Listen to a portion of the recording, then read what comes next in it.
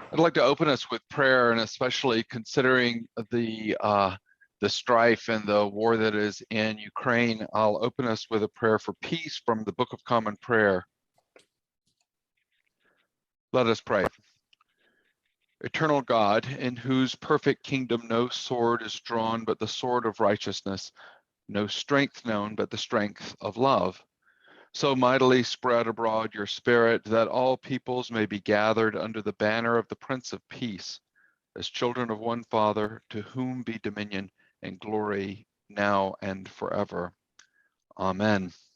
And for the right use of God's gifts, Almighty God, whose loving hand has given us all that we possess, grant us grace that we may honor you with our substance, and remembering the account we must one day give, may be faithful stewards of your bounty, through Jesus Christ our Lord.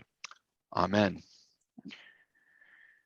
It is now my pleasure to introduce Mary Kate Wold, the CEO and president of the Church Pension Group, and someone I'm proud to call my boss. Mary Kate, over to you. Thank you, Clayton, and thanks everybody for joining us today. Before we jump into the scheduled program, I just want to say something about CPG's investments in Russia. And I know we've had a number of questions about that. We now have a statement on our website. The fact of the matter is we have no direct investments in Russia. By direct investments, I mean investments where we have the discretion or would have the discretion to sell them if we actually own them. In terms of indirect investments, which I mean through commingled funds where we have no discretion to either purchase or sell the assets, we have a de minimis amount, less than 0.1% of our assets are in Russia. All of our managers are observing the sanctions that have been imposed to the extent that they apply in the case of US managers. And again, I just direct you to our website for that statement, but no direct investments in Russia. So now let me go into the, and I'm sure this will come up as well when we talk about human rights and shareholder engagement and such later in the program. But this is a continuation of a series that we've been hosting at the Church Pension Group on socially responsible investing. And today's conversation we had originally planned to occur 2 years ago in Atlanta in person. And we've tried to reschedule that 1 or 2 times and have been knocked back by Delta and Omicron and so on. So we finally decided to resort to Zoom so that we could have this important conversation, and glad that you all could join us. It's kind of a mixed blessing because we enjoy being on the road with these insights and ideas events and seeing people face to face and bringing our panelists together. But I have to say we've been able to reach even larger groups of people through the Zoom option. So we've learned a lot during this time, as have all of our churches and everyone else in their businesses. So one of the topics that we have covered in a number of our socially responsible investment programs is the issue of shareholder engagement. And by shareholder engagement, I mean shareholders using their position as shareholders, typically in publicly traded companies, to influence the thinking and behavior of companies in their portfolio, and in the case of CPG, to help influence companies to align themselves with the values of the Episcopal Church. Sometimes these issues are so-called ESG issues, which mean environmental, social, and governance issues. And some of our past events have included both investors and others and lobbyists and such who try to influence investors. And in those conversations, we've talked about successful and unsuccessful interactions with the companies whose shares are owned by these various investors. And today we have the privilege of narrowing it down and talking to representatives from a single company, the Coca-Cola Company, I'm sure known to all of you. And we thought it would be interesting and informative to, instead of talking about at a high level about shareholder engagement, to actually have a conversation with our guests from Coca-Cola to understand kind of how they work primarily with faith-based investors like the church pension fund. So we have a unique opportunity today to have that conversation. And we're also joined by a representative of Mercy Investments. So let me introduce our panelists today, all of whom are incredibly impressive in their own right. First, I'll start with Lori George Billingsley. Lori, if you can raise your hand. Hi, thank you for joining us. Lori is the Global Chief Diversity, Equity, and Inclusion Officer for the Coca-Cola Company, which I know is a big job. In this role, she leads the company's DEI Center of Excellence, which is directed to enable a more engaged global workforce. She's been with the company for 20 years, having spent them in a variety of roles with increasing responsibility within public affairs and communications. She has over 30 years of experience in public affairs, in communication, community and stakeholder relations, and DEI. She currently serves on a number of boards, and it would take me probably the first 10 minutes of our program if I were to go over all of them. Lori, it's quite impressive. But you're on the board of directors of a public company, Pioneer Natural Resources, which is traded on the New York Stock Exchange.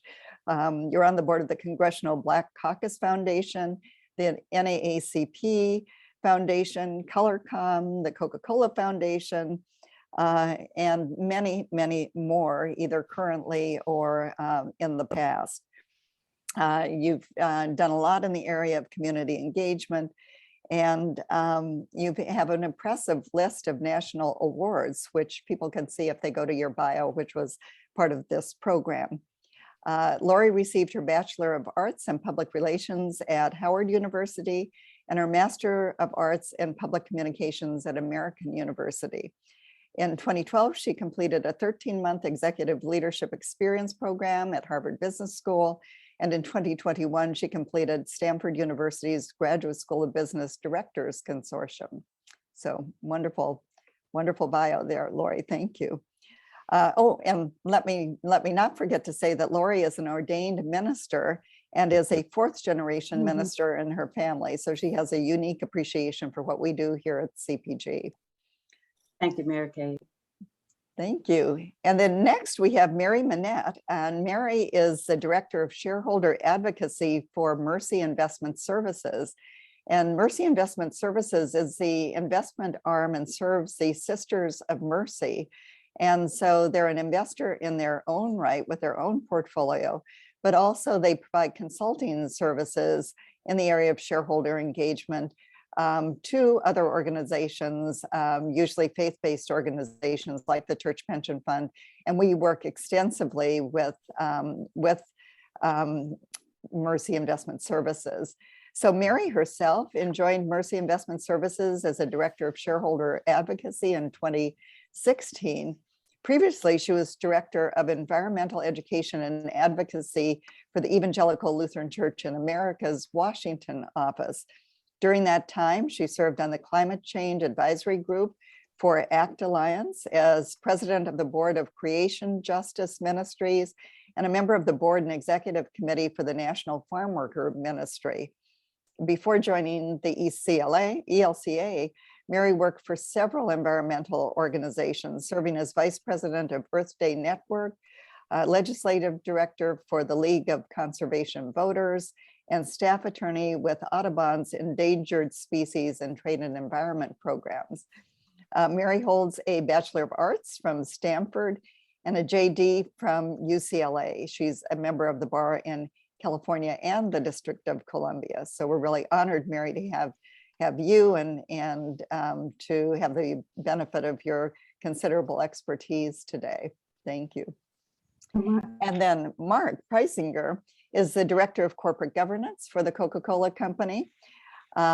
His primary responsibilities include coordinating engagement between the company and many of its institutional and individual shareholders, with a primary focus on corporate governance, environmental and social issues, or ESG. He's also a member of the board of a publicly traded company, Atlantic American Corporation, which is traded on the NASDAQ. And he serves on the New York Stock Exchange listed company advisory board, also on the advisory board for the Ira M. Milstein Center for Global Markets and Corporate Ownership at Columbia Law School, and on the CII General Members Advisory Council.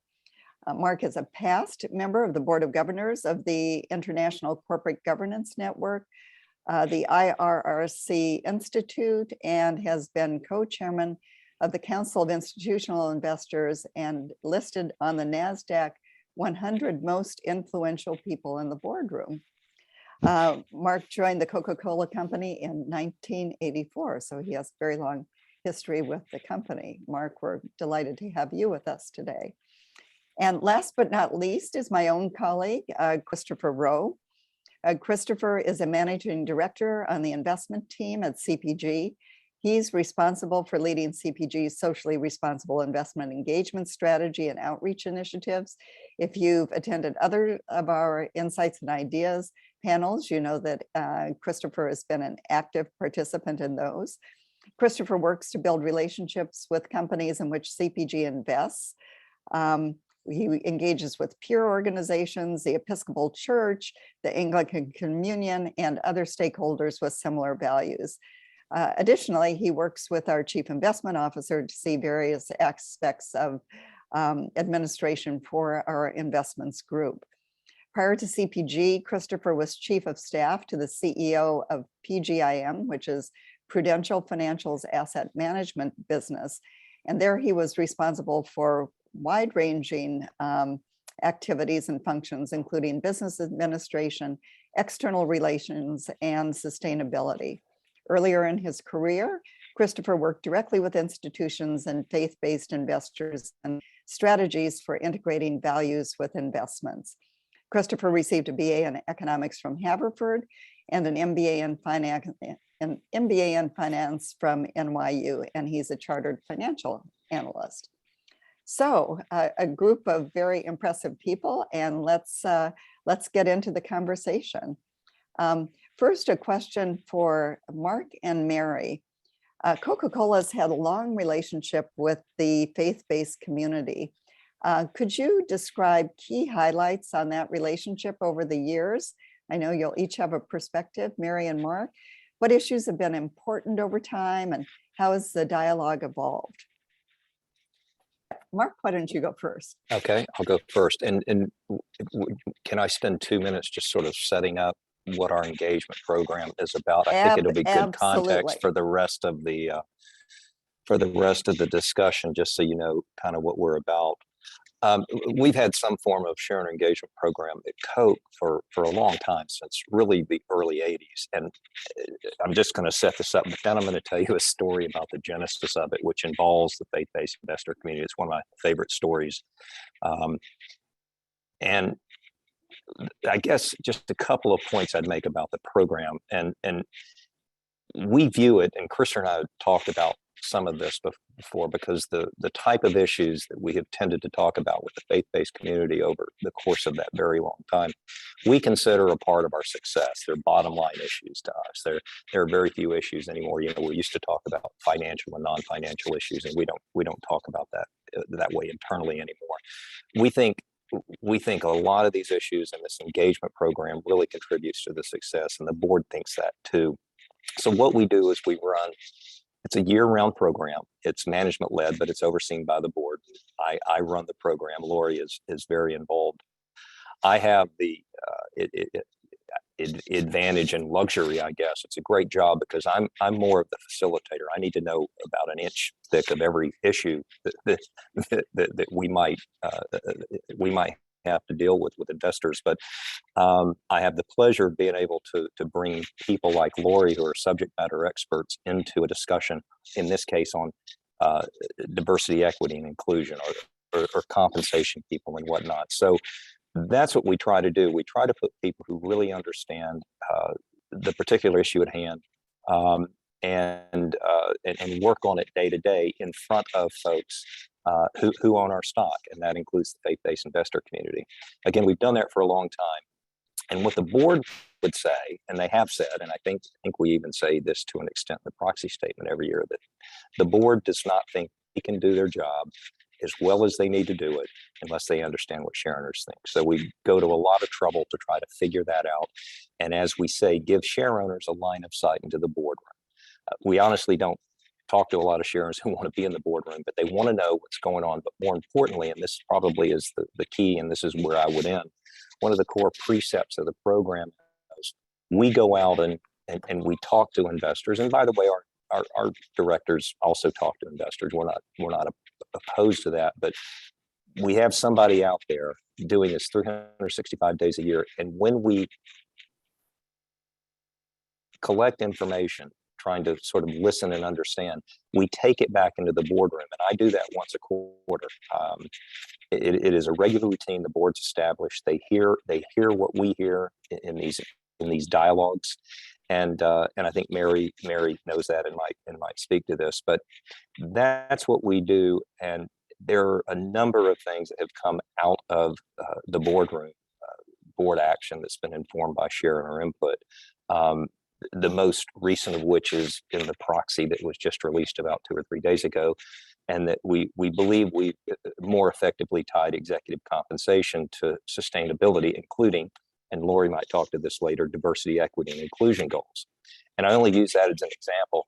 That program was largely architected by talking to investors over the course of really about 2.5 or 3 years, because it's not a new concept. And we have tied executive compensation to sustainability goals through our bonus program, but it hasn't been really exactly like we wanted. So we think we've come up with a better way to do that. But again, most of what we did and most of what we learned in terms of architecting that program came out of conversations with investors. So the program really does work. The last thing I'll say, and this is something Krista and I talked about in the run up to this, is that this is not intended to be adversarial, and normally these discussions, particularly with the faith-based groups, are not adversarial. We go into them seeking to listen, to learn, and usually, I'm not saying everybody always agrees with everybody else. I just don't think that's real, and it's certainly, unfortunately, it's not the country we live in right now. There's a lot of folks who don't like middle ground. They want to be on one side of an issue or another, and there's not a lot of room for compromise. But these discussions, particularly with the faith-based community, don't tend to be adversarial. I just think it's important to point that out. That's a tee up to the program.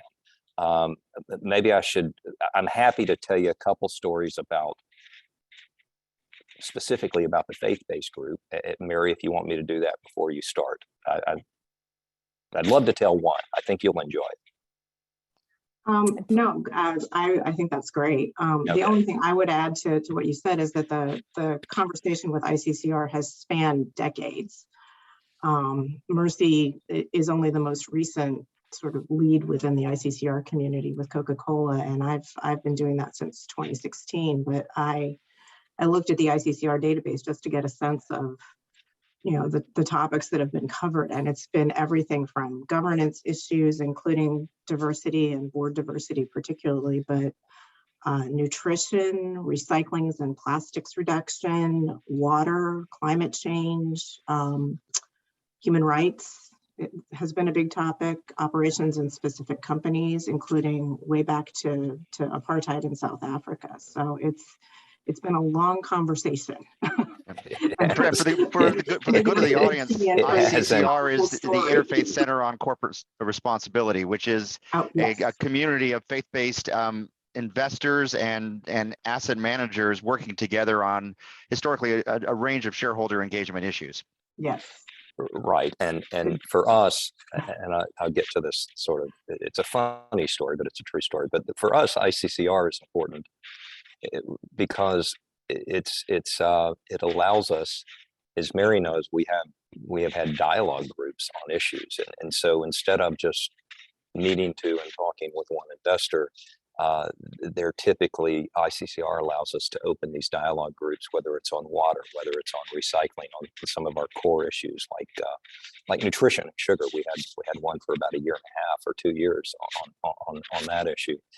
And some of the other issues that Mary mentioned, we can sometimes have 25 different represented faith-based investors in a room talking about this stuff, and it's very helpful to us. I know we're not the only company that does that.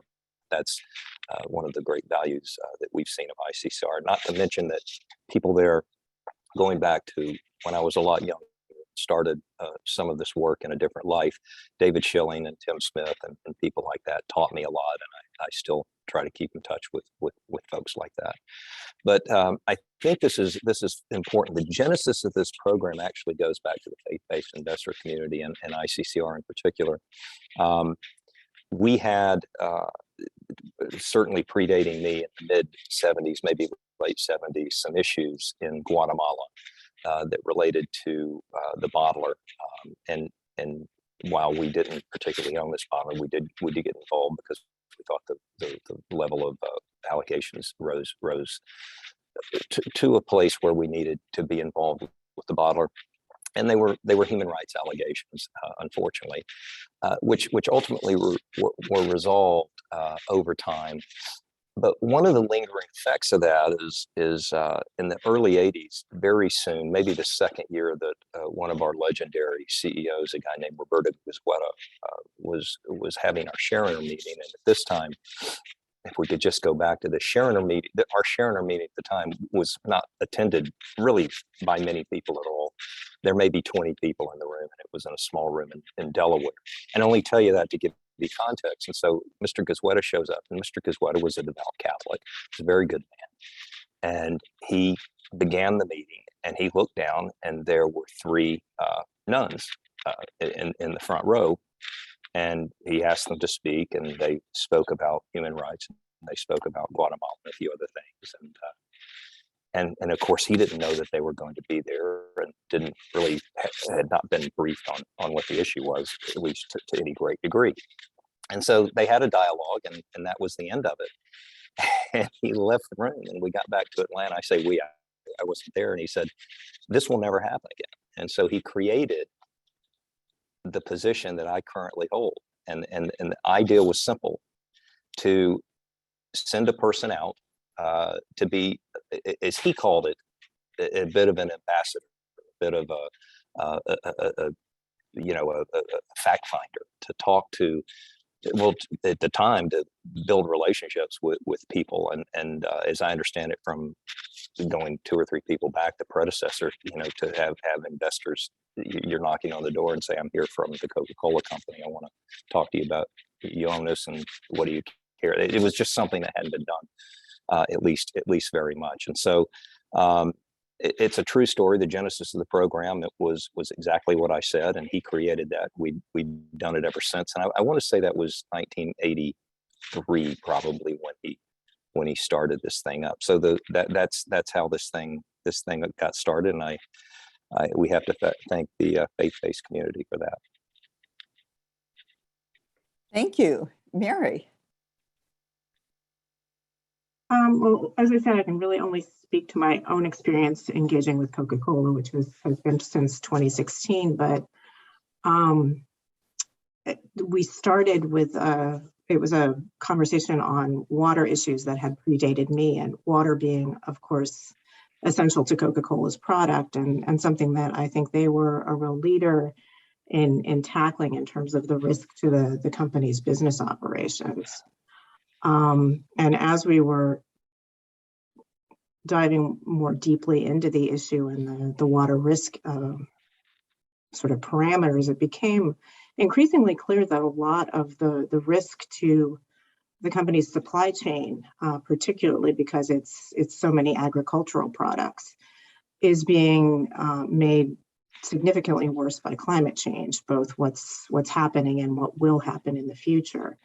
And so the conversation started to morph into issues of climate change. So it's an example of how issues tend to link together, how a dialogue can really brings so many of these pieces together. And so the conversation kind of became about climate risk, and how it related to water.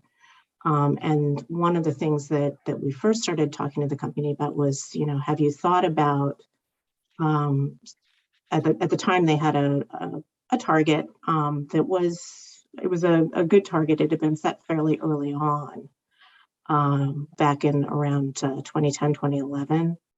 And it was an intensity target based on the carbon footprint of a bottle of Coca-Cola, so the drink in your hand. But there was a growing push for science-based targets that were really about absolute emissions throughout the company's own operations, but also their supply chain, which is really where the majority of Coca-Cola's emissions would lie. And Mark's description of the process is really the way it worked. I mean, we brought up the issue. He went back and talked internally with the company. I know it started to come up at the board level. And there was really this back and forth about what it might look like. And the company was very deliberate in thinking through the process. And kind of in the middle of this, investors came together and started the Climate Action 100 campaign, which is a group of global investors, European, American, Asian, big investors, small investors, including Mercy. And Climate Action put Coca-Cola on their list of companies to talk to, not because Coca-Cola's emissions are incredibly large, but because Coca-Cola is really seen as a leader in the food and beverage space. And the conversation really became laser focused around climate action and governance and setting targets and all of these things that are really leading practices. And Coca-Cola now has a science-based target. It was, one of the early food and beverage companies to set one. It continues to be a conversation because there's always more to do and new practices and things. So it's been an incredibly fruitful conversation. Mary, could you expand on sort of this notion of targets and for the audience, define what is meant by a science-based target? I mean, I think we speak to that language, but perhaps the audience would benefit from understanding that more fully. Sure, it's a sort of multi-group consortium that came together to set out targets, both sort of general targets and in some cases targets that are aligned with a specific industry, but that align with the goals of the Paris Climate Agreement. So the idea being initially to keep global warming with below 2 degrees, and now they have new protocols that they're working on to aim towards the 1.5 degree target, so even more ambitious. And the way it works is that companies look at all of their emissions. So scope 1, which is your own operations, scope 2, which is your purchased electricity, and scope 3, which is the emissions in your supply chain and in your products. And for some companies, most of their emissions will be in scope 1 and scope 2, like for instance, an electric utility. For others, scope 3 is a really big factor. And if your scope 3 emissions are above, I believe it's 40%, is that right, Mark? 40 or 50%, somewhere in there. You do need to include scope 3 emissions in your target. So it's a challenging thing to do. And in the case of Coca-Cola, a lot of their scope 3 emissions are in their agricultural supply chain, which means it has to get down to that farm level, which is tough. And it is. I think there's a real, it's an important thing that Coca-Cola has taken on. Well, I'm glad you asked that, Christopher, because it's important. Is people here? Why don't you set aside a science-based target, or why don't you do this? There's a lot of work that goes into this. Yeah. But so, to be specific, our science-based target is, in other words, my layman's terms is we've told people our specific target is to reduce carbon emissions by 25% by 2030, and that's off, I think, a 2015 base year, which is kind of the time we started these discussions, Mary, I think, something like that. But and Mary explained scope 1 and 2, which makes a lot of sense. And then a lot of people hear scope 3 and they go, well, how can you possibly control that? And that's the key. You've got to get in there and you've got to work with your suppliers. I think about 85% of our overall carbon footprint lies in our agricultural supply chain. So yeah, we have a lot of work to do to be able to make good on that target, and we're working against it. But these are not small things that companies do, at least from our standpoint, simply because of the way we're structured. But that's what we've agreed to do. And quite frankly, I think we did it a lot quicker. I know we did because of this dialogue that Mary just described. And we also learned a lot, which you do if you talk to people outside your business and just don't stay inside looking in the mirror talking to yourselves. Yeah. So Well, Mark, and if you as look at- investors, we learn a lot from the company, about the challenges that they face. So it's a two-way street. Well, I'm glad to hear you say that. And I know that's true. I think the more companies that actually spend time talking learn. But I think, as I said earlier, I think that the dialogue. I think the basic precept is everybody comes in and they're willing to listen, learn, and at least listen to and hopefully consider alternative points of view about things. Right. Thank you. So, Mark, we've just, first of all, if you go to the Coca-Cola website, you'll see that you've addressed a wide swath of issues across the ESG landscape and kind of indicated from A to Z what your solutions are. And we've talked about water and we've talked about climate change. And in a moment, we're going to go to Lori and talk about DEI. But what are some of the other priorities for you, Mark? Sure.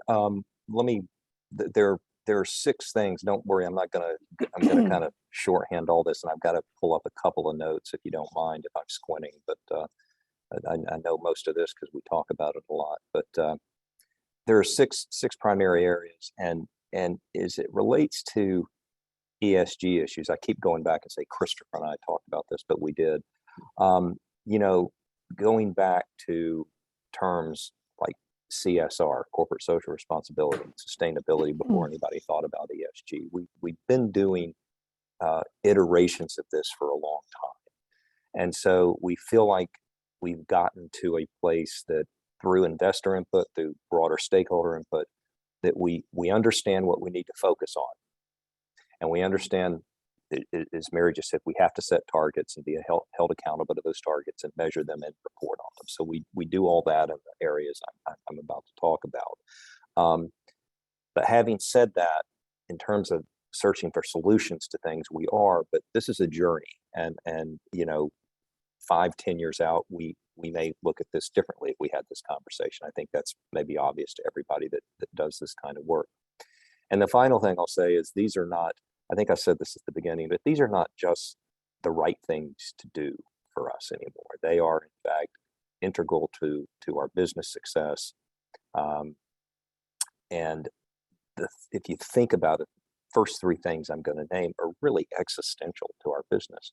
They happen to be ESG issues, but they're water, their packaging, and their ingredients, particularly sugar and sugar reduction. I mean, those things, if we don't get them right, we're not going to have much of a business, particularly starting with water. And I'll start there because we just talked about that.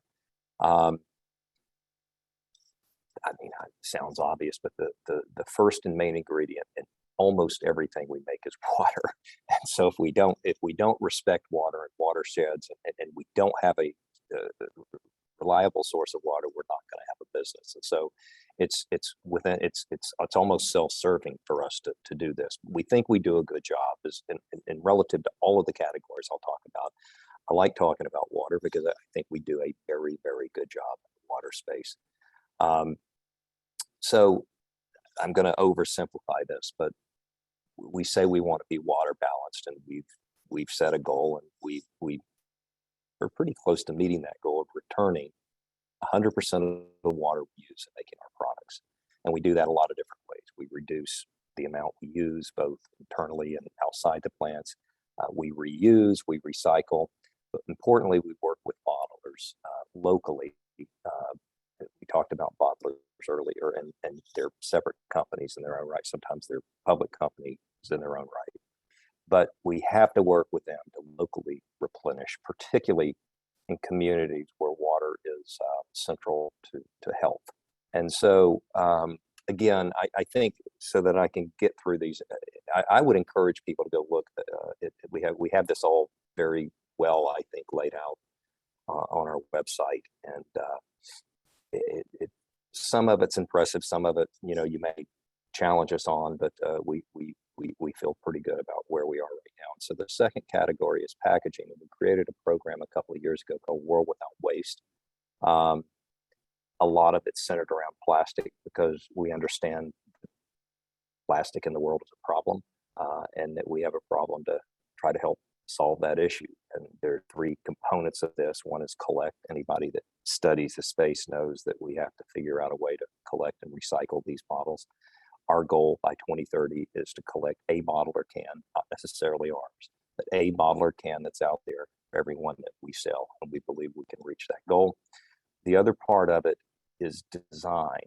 You've seen, I hope, that we've lightweighted packaging, and most of it is reaching the stage where it's recyclable, and some of it, and hopefully by 2030, 50% will actually be made of recycled material. But all that goes back to collection. We have to figure out the best way to get these things collected. And then finally, we've got a lot of great programs that are on our website. The third element is partnering. We've got a lot of great partners in this, Ellen MacArthur Foundation, and a bunch of other organizations that you will recognize if you go look at this. The third element is, it really is, if you look at it, it's generally called sugar or sugar reduction, but it's bigger than that. It's what's in our products, and it's expanding our portfolio. We had a long dialogue group through ICCR with the faith-based investor community and some social investors on nutrition, and the idea of selling our core products, most of which contain sugar. The first point is to reduce sugar. We reduce sugar in, I think, about 500 products over the last 2 years. We didn't hide the fact that we were doing it, but we're pretty good at doing these things, and most without a lot of consumer perception about them. The bottom line is, we know consumers are focused on their health. We're a beverage company. We want to create the products that they want. We want to sell more of them to them. I won't hide behind that. So we want to give them the drinks they want. We're changing recipes. We're promoting low and no calorie, which is one thing we've discussed with the faith-based community in certain markets. And we're making smaller packages. There's a lot of things we're doing, but those are some of the main things within sugar reduction. So those are the three main ones: sugar, World Without Waste, which is packaging, and water. We're also focused on climate, which we talked about a few minutes ago. We're focused on human and workplace rights, agricultural supply chain, which we talked about under the water, and then finally diversity inclusion. So those are our 6 main areas. That's a lot, but 4 or 5 years ago, as I made the point earlier about this being a journey, it was a lot more than that. And I'm not saying that in some places we wouldn't be focused on another issue, but in terms of categories, this is where our focus is, and what we want to do in terms of our goals and what we accomplish in terms of our progress is outlined, as I said, on our website. I don't know if this is a point you want Lori to go into DEI, but I was going to say that's a nice segue to DEI for Lori. Okay. And Right. Lori, I know that you believe that DEI is critical to Coca-Cola's strategy and success, and we couldn't agree more. We believe the same thing here at the Church Pension Group. But tell us why that's so. Sure. Well, first, I just want to thank you for having us on today. I started early in my career at Coke working for Mark in share owner affairs, so I understand the importance of having these kinds of dialogues and just being able to share the information with everyone. She So clearly survived that, though. Thank goodness. I have scars. I have war stories I can tell you about working with Mark. Actually, he was one of the best bosses I've had at Coke. And I'm not just saying that because he's on the screen. At any rate, as Mark outlined, it's interesting that ESG and DE&I sort of now folds up under that. And I'm glad that we're using it as one of our 6 sort of areas that we're focusing on. Diversity, equity, and inclusion has been in our company's DNA and has really been in the heart of our values and a bedrock of our company's culture from the beginning. So our approach to diversity, equity, and inclusion are rooted in 3 long-term ambitions. We recently refreshed our DE&I strategy, and we anchored them in the D, the E, and the I in diversity, equity, and inclusion. So our first long-term aspiration is that we aspire for our workforce to mirror the markets that we serve. The second one is that we strive for equity for all people. And it was important for us to be aspirational with this and saying all people, not just the people inside of the 4 walls of the Coca-Cola Company. And then the third one is we celebrate uniqueness and create an inclusive environment. So as you can see, DE&I is really woven into the aspects of everywhere and how we do our business and function as a team, from talent acquisition to compensation to benefits to supply chain to all the processes that shape our vision, our strategy, and our operations. We really do truly believe that diversity, equity, and inclusion makes us stronger as a company and enables us to create a better shared future for people everywhere, empowers access to equal opportunities, and builds inclusion and belonging both in our workplaces and in society. Our DE&I sort of strategy is anchored in our company's purpose to refresh the world and make a difference. And our 3 long-term ambitions really recognize that not all of the work is driven and executed by the DE&I office or by human resources. I often say our DE&I team, we are a small but mighty team, but it's really everyone's responsibility within the organization to really ensure that we are enabling and operationalizing the strategy within the business and our operating units around the world. So it's not just with us, it's with everyone. Everyone has a responsibility to advance diversity and equity and inclusion in the company. So as I mentioned, mirroring the markets we serve is an important ambition for us. It's so important that last year we announced a 2030 representation aspiration. So we want to be 50% led by women globally by 2030. And in the US, we want to mirror the census data at all job grade levels. So for African Americans at 13%, Hispanics at 18%, and Asians at 6% at all job grade levels. We also spent last year working with each of our other 8 operating units. So we have 9 in total, US, and then there are 8 others. We worked with all 8 of those operating units to really have them establish locally relevant 2030 aspirations as well. So everyone sort of has their table set with 2030 aspirations. And to really meet these ambitions, we're developing multi-year strategies and action plans and making investments to include recruitment strategies for job openings where significant underutilization exists, to source diversity in the applicant pool before making a hiring decision, to ensure that we have diverse panels in all recruitment processes and equity in all decisions through our use of tools and data. We're also we actually launched last year, a global pay equity analysis to make sure that people in similarly situated roles are being paid equitably. And then, as Mark mentioned earlier, at the beginning of this year, and it just was released in our proxy statement, that we will be now tying diversity, equity, and inclusion metrics to executive compensation.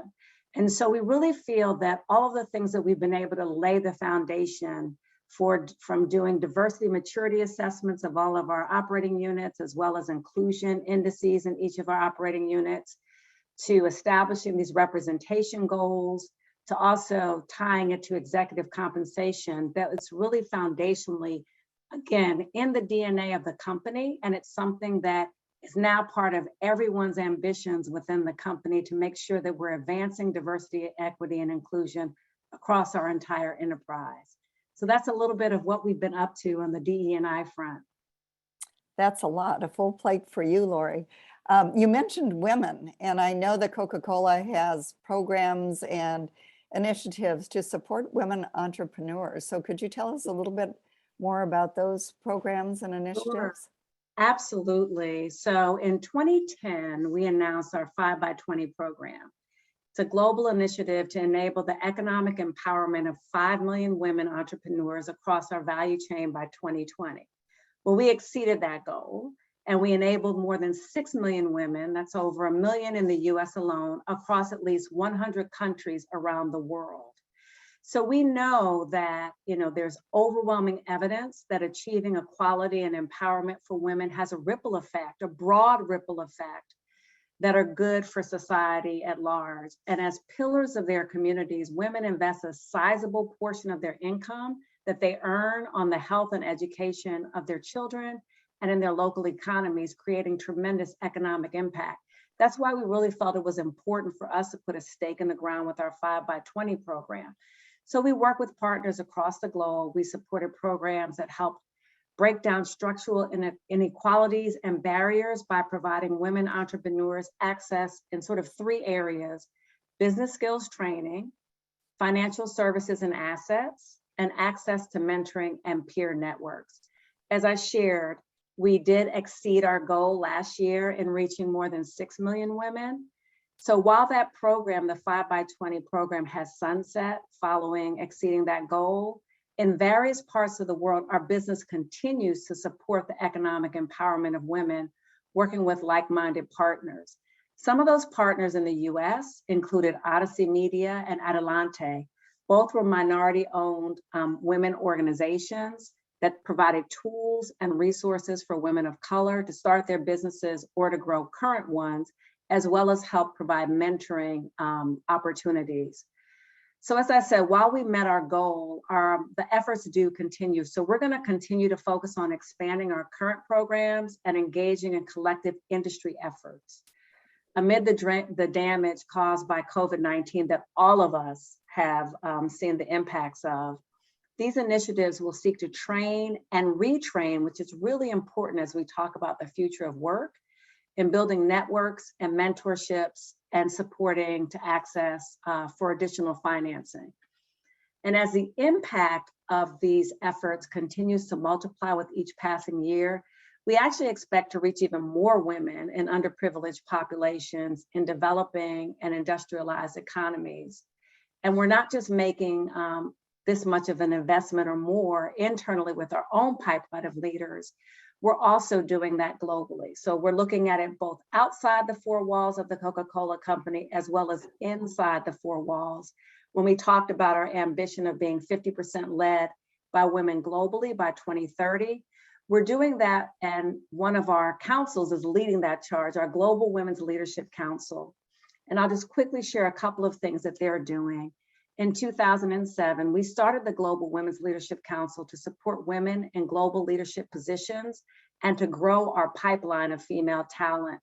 One of the initiatives that this council created was our Women in Leadership program.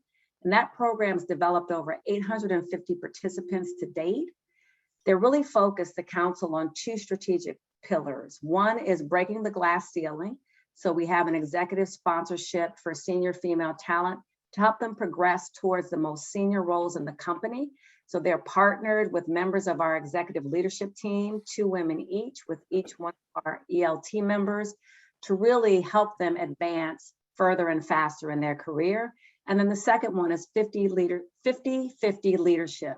So really looking at what are some of the barriers for female advancement in our talent pipeline to help build that 50% female pipeline deeper in the organization so that we can again meet our aspiration of being 50% led by women globally by 2030.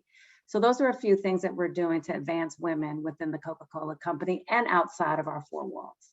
Well, those are very ambitious goals and really impressive results. Thank you for that. So now I'm going to turn to Christopher. And Christopher, maybe you can share a little bit about what we do here at CPG, both in terms of advancing ESG and also DEI and how that impacts our portfolio. Terrific. Yes, thanks. And thanks again to my fellow panelists for being here today. This is certainly exemplary of the kinds of partnerships that we hope to foster with our portfolio companies.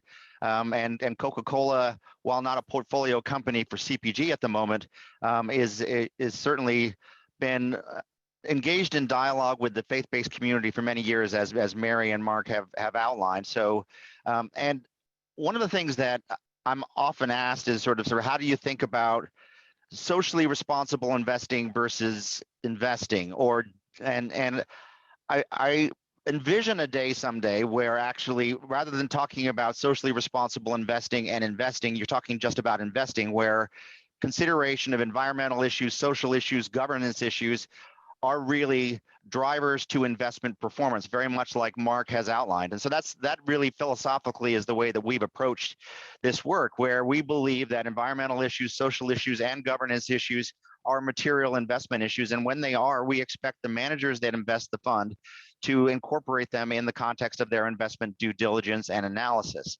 So for example, on the E front, we certainly believe that climate change represents a systemic threat to our society, to our economies, to the globe, and so then we need to figure out a way to address the risks associated with it.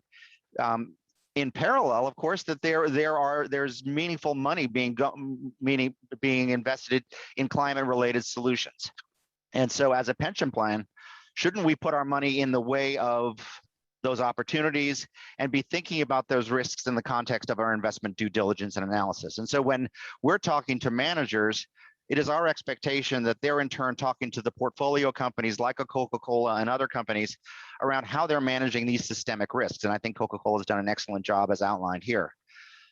On the social front, we consider a wide range of issues, one of which was human rights, which was addressed earlier today.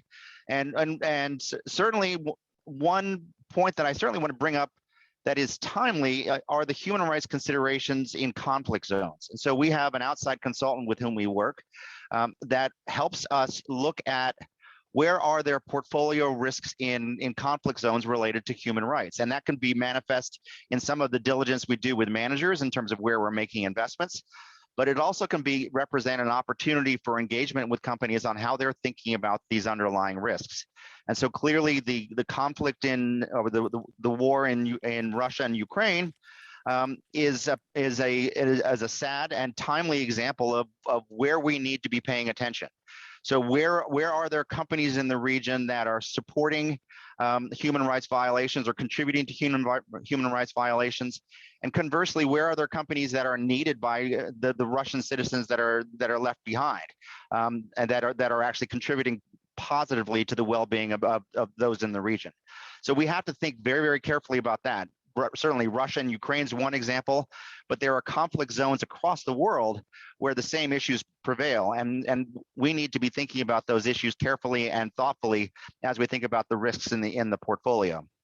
And certainly last but not least, our governance related issues, governance in terms of are the right people on the boards of companies that we own?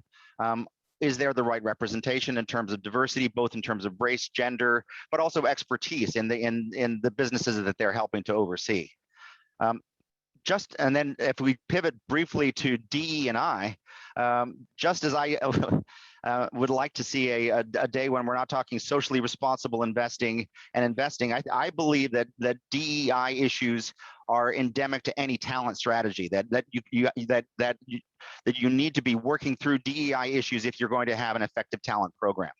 And so similarly, we believe that DEI issues are paramount when selecting managers to invest the fund. How are they thinking about DEI issues in the context of the firms that they're managing, and then in turn, the portfolios that they're managing on our behalf? Now, one question we get often is, to what extent do you hire diverse managers? Or how do you think about advocating for diversity within the asset management industry? And it's no secret that the asset management industry is not terribly diverse. So how do you think about advancing questions of diversity, equity, inclusion within the asset management world? So one place to start might be to hire diverse managers. The fact is, though, that a very, very small percentage of the overall asset management universe is owned by individuals, diverse or not. Most of the largest asset management firms are either publicly traded or in large partnerships. And so the question then becomes, how do you advance diversity within those larger organizations? And so one of the ways that we have done that is to work with all of our asset managers who are managing money on our behalf, working through a trade association, the Institutional Limited Partners Association, trying and we submit questionnaires to all of the new managers that we hire, asking them about their DEI and their representation. We're one of many asset owners that are part of this program, but we believe that adding our voice to the voice of others helps to advance diversity, equity, and inclusion across our industry. So that's a quick around the horn, but how are we thinking about ESG? How are we thinking about diversity, equity, and inclusion? Thank you, Christopher. Well, I'm gonna move over to Mary, but before I do that, Mark, Christopher raised the Ukraine issue and conflict zones and that. I'm sure you at Coca-Cola, or Lori, one of the two of you, do you want to speak to how you're handling business in Russia? I'm sure that's an issue that's on people's minds today. Sure, I'll take that one. Thank you for the question, because it's very, very important, and I really like the way Christopher teed it up, because these things are not as easy as pressing a button and walking out, and these things in today's environment, with, I blame everything on the internet, but the internet and social media, all companies are tended to be viewed the same, without a lot of discussion, as Christopher talked about, in terms of what are the actual risk factors involved, which is probably where you ought to start, at least with investing with everything. But the shorter answer to your question on Russia is that the company announced, along with a bottling company, and I'll get to that in a second, at the end of last week, that we would pull operations out of Russia. That was after, to the point, a lot of due diligence, a lot of trying to, on the front end, figure out what that actually meant for a lot of employees there, for assets that would remain there, and for any, as we've seen today and yesterday, repercussions that the government there might decide to take against people that stayed or didn't stay. So having said that, I think the biggest point is that the Coca-Cola Company, where Lori and I work, have very few assets. I don't know if we have any assets. We have probably less than 100 employees in Russia. However, a very big company in Europe called Hellenic Bottling, which is a very large public company doing business in 28 countries, covering 600 million people, has 10 plants in Russia and thousands of employees. And so people don't seem to want to draw the distinction between a bottling company and the Coca-Cola Company, and that's fine. That's something we dealt with. So we worked closely with Hellenic to try to figure out how this was going to happen. But it has happened. The plants are there. The employees are there, mostly whom were Russian. And the news over the last couple of days is what folks expected to a degree, and that is that the government probably will nationalize assets that are left. And even there have been threats about people, non-Russians, who have stayed, who were employees of these companies. So there are lingering effects that you have to think through. Again, I think a lot of companies got praise for maybe on day one saying we're not going to do business there, but I think that you really need to think through these things. So that's probably a longer, very quick answer than you wanted, but I think it's important to draw those distinctions. I hope that makes sense. Thank you. Well, kind of putting a finer point on Christopher's statement that these are complex issues. So, Mary, let's thank you for that. Let's move over to you. And you know, you've engaged over the years with Coca-Cola, but you've engaged with a lot of different companies. So what makes for a successful engagement? What do you think are the factors that really makes an engagement click on both sides and bear some good fruit? And maybe you can give us some examples too. And I'll invite Christopher to chime in on that as well, but I'd love to hear from you on that issue. It's an interesting question because I think there are as many answers as there are companies. I think, you know, on the investor side, you have to go into it with an understanding that you have your objectives and your interests, and the company has theirs, and the hope is that you find common ground. It doesn't always happen. And there are a lot of different tactics that are available to investors to kind of push issues forward. But I think the best conversations are where everybody goes into it understanding that you aren't always going to agree.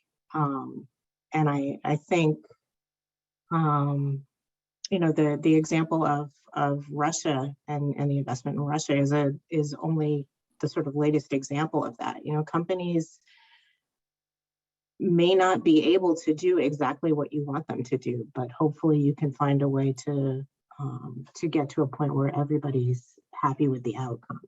Great, and I think if I see Mark's hand up. Mark, do you want to jump into this conversation? Well, only because, and again, this is I'm not trying to be cute here, but I've done this for so long that one time I came up with on a panel similar to this. Everybody had the chance to do 5 points for good engagement, and I did these and I refined them. And I didn't say this, but this is the way I tee these up. Somebody said to me, Mark, those sound like the same characteristics of a good marriage, which we thought was funny, but there are 5 of them. One is a willingness to listen. Mm-hmm. The second is a willingness to consider alternative viewpoints. The third is attitudinal. You really both want the same thing when you come into this, which we hope is the genuine interest in the success of the enterprise. If you're invested in it, that's really what you want. You may disagree with a policy or a practice, but at the end of the day, you both want the same thing. The fourth one is understanding that neither party are monolithic, meaning if you come in to talk to the Coca-Cola Company, we may not be the same as even the Pepsi-Cola Company. We're not all the same, and we need to understand that not all investors are the same and have the same investment priorities. And then the final one is be proactive and keep at it. Yeah, that is perfect. And I would say one thing that I would add as a faith-based investor is, you know, we have kind of a dual nature in some ways. We're interested in the success of the enterprise, obviously because we are investors, but we also come in with a faith-based hat on. So right. We are also looking for that extra mile on things like human rights and on things like climate change, where yes, there's a business nexus, but we also see a bigger picture. So it's a different perspective, I think, than a bread and butter ESG investor or you know, someone who is more interested in the bottom line as an investor. But you know, everybody comes into these conversations with their own point of view, and you know, I think if you go into it with that attitude, change is possible on both sides. As an example, a long-term engagement that I think has had a dramatic impact on a company. I actually thought of another Atlanta-based company, which is Southern Company. They are one of the largest utilities in the country. They own regulated utilities. They also own a lot of power generating assets. And investors in the ICCR and Mercy have been talking to them for many, many years. And they used to be one of the largest coal generators in the country. So most of their power, over 70% of it, was generated through burning coal. Over time, we've had this conversation with them about climate change, about the impacts that coal have not only on the climate, but also on people's health. That's changed dramatically. They're now down to, I believe, below 30% coal generation. They have plans to phase out most of it within the next decade. They have a net zero by 2050 pledge that they made on climate. They are, we're currently talking to them about just transition, which is the idea that as you're closing these coal plants, you're impacting communities, you're impacting your workers. How are you managing that so that the impacts are the least possible, and so that people hold on to their jobs and communities hold on to their tax base and things like that. So it's an ongoing conversation, but one that they have been very willing to have. They have a really interesting sort of stakeholder engagement process where once or twice a year, they bring a group of NGOs, investors, other interested parties together and have these very wide-ranging conversations about issues. And so that's an interesting segue, Mary, talking about a broader group of stakeholders than just shareholders or share owners, as the Coca-Cola people are referring to them as. And so let me ask Lori and Mark about that. I know that Coca-Cola also focuses on local communities, so not necessarily people who are investors in your company, but more broadly. How do you see that as relevant to the success of Coca-Cola? Sure, I can start, and Mark, if you want to add on. Well, I'll be happy for you to start, Lori. So what I would say is we certainly know that our business is only as strong as the communities that it serves. We operate in over 200 countries and territories around the world. And for many years, we've really built relationships, like you said, Mary Kate, with nonprofits, with local governments and other civil organizations. And we've supported hundreds of community programs and initiatives through our Coca-Cola Foundation, and have partnered with organizations on initiatives that really impact our business and the community. So we want it to be sort of a win-win. So it's not just focused on our operations, but how can we also improve the betterment of the communities where we operate. In June 2020, to just sort of bring a really specific and salient point, the unfortunate social events that really caused us to take a hard look at where we were and where we needed to be. And like other companies, we were at an inflection point. And so we began really listening and learning and really focusing laser in on that particular issue. We met with civic and community advocates, government officials, faith-based leaders, fellow business leaders, partners, customers, and consumers, and our employees to really make a difference and to see like, okay, what do we need to do when we have these moments of listening to really help us strengthen our plans and actions? And they really did help us focus more specifically in refreshing our diversity, equity, and inclusion strategy, for example, through some of the conversations that we had, through some of the initiatives that we learned about. And so it is very important to sort of cast a wide net when you're talking to share owners as well as stakeholders to understand who they are, what their concerns are, and what we can do to help sort of, impact the society at large, both, again, I always say, inside our four walls as well as outside our four walls. And I'll stop and let Mark jump in there.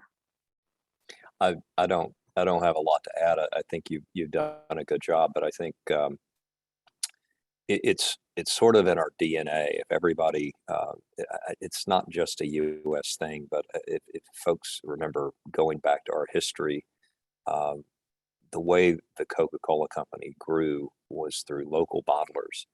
And if you remember, the local bottler was typically a business person in the community who was a business person in the community, and they understood, particularly because of the kind of products we sell. We're not selling cars and computers and things. We sell soft drinks. People can very easily not buy them, and we can very easily lose our license to operate in a community if we aren't, as we like to say, a welcome guest. And so that's sort of the way we go about these things. And I'm just putting sort of a hat on what Lori said. There's a sort of a strategy and a tactical approach to all of that. You actually have to execute it. You have to figure out who you need to talk to locally and how you do that. But we put a lot of effort into that because we think that if we do, we're better able to grow our business. Is it the right thing to do? It certainly is to be a part of the community, but it also supports what we're trying to do in our business. So it's a win-win to do these things. It's not a hard decision. Doing it the right way sometimes is easier said than done. But is not unlike what we've said on this call. You have to try, even if you go into some situations where maybe you got differing views on things. But so as is often the case with these panels, the time flies and we're down to 2 minutes.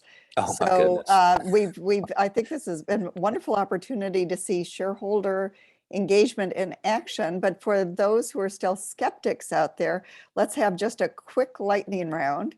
And let's go Mary, Christopher, Lori, Mark. Does shareholder engagement really work? What do you think? Well, I'm prejudiced, but I do think it does. I mean, I think shareholder engagement has dramatically shifted in recent years, and some of the biggest players in the market are now engaging their companies around environmental and social and governance issues, and it's making a difference. And you see hundreds of tons of companies making long-term climate pledges.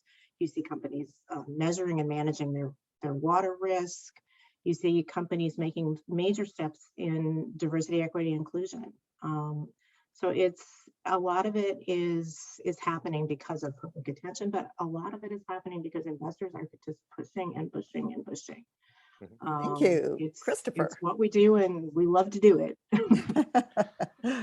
Well, I love Mark's 5 keys to success in terms of shareholder engagement and dialogue. But I think that yes, shareholder engagement works, but more important, it's important to have the voice of the faith-based community at the table. That if the faith-based community were absent, I wouldn't. The conversation would be different. And so, to Mary's point of, as faith-based investors, we are different, and we inject certain sort of rigor and call it passion and urgency around some of the ESG issues that are brought forward. And with that, Lori and Mark can bring that to all of the stakeholders and the leadership of Coca-Cola and help change direction. And it makes a difference.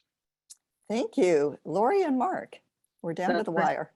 Sure, I'll make mine very brief because I think Christopher captured it so well. I've spent half my career at Coke in doing stakeholder engagement. The thing I would say is that these moments of listening with faith-based stakeholders as well as others really help us strengthen our plans and actions. So I think they are critical to our success. Thank you. And Mark, you get the last word. Short answer is yes. And I'm going to tell you that the faith-based community deserves a lot of credit. I call it the canary in the coal mine, which is, Christopher and I talked about this, and it's just the truth. I've been around long enough to know that what I'm about to say is absolutely true. Some of these issues we're talking about today as financially important issues, as business issues, were things that the faith-based community were bringing forward 10, 20 years ago, and everybody was dismissing them, particularly things like human trafficking, and you can go down the list. But I think everybody on the call knows that is absolutely true. But here we are. So engagement works, and you guys deserve a lot of credit for things for pushing. Thank you. I've observed that as well. So I want to thank our panelists today. This was a great conversation. You all are very busy people, and we so appreciate your time and your insights. And for those in the audience, you'll also be able to see this on our website if you want to go back and refresh a bit. But we're very grateful to have everybody together today and grateful for our audience. Thank you for joining us. Everyone have a good afternoon.